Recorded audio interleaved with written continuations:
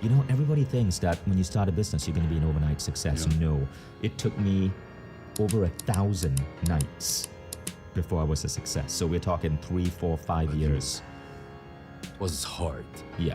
If I hadn't started in year 5 of my business, I calculated that if I hadn't started my business, I would have had more money. If I just stayed at a stable job, I would have worked less hours, had more money. And you kept doing it for 5 years. What kept you going? Stupidity. Inspire people. So, no, I kept doing it. If you want to know the truth, Yeah, it's really. I kept doing it for 5 years because I had no job options.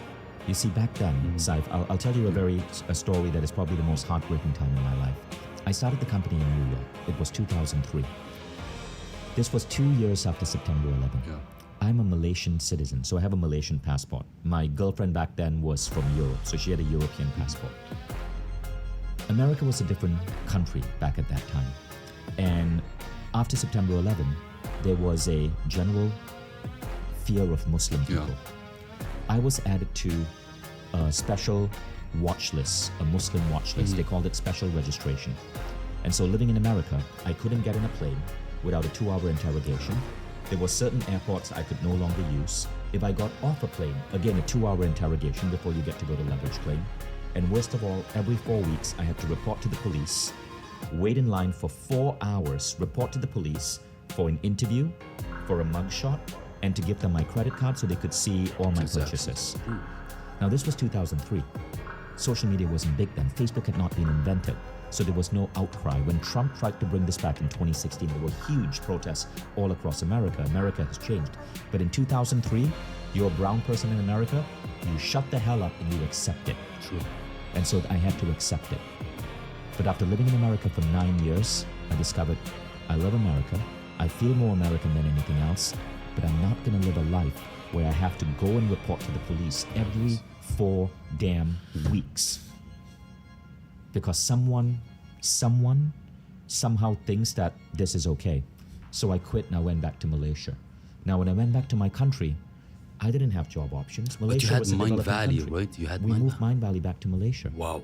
I didn't have job options. There were no companies. I mean, you don't earn much in Malaysia.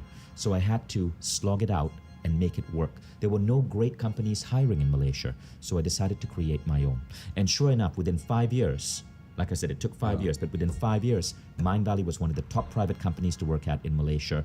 Our office was in Inc. magazine, as one of the most beautiful offices in the world. But because of the racism I experienced, I decided that I was going to create one of the most culturally diverse companies out there.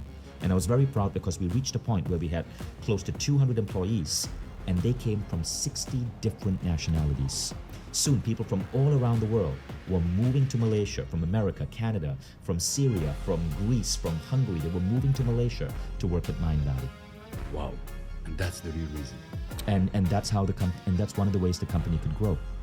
But yes, those first 5 years being not kicked out, but having to leave America, having to struggle, being broke. I lived with my parents for the first 4 years. But I stayed with it because I had no choice. Do you know what it's like working in Malaysia in the year 2000? True. It's not New York. There are no cool jobs.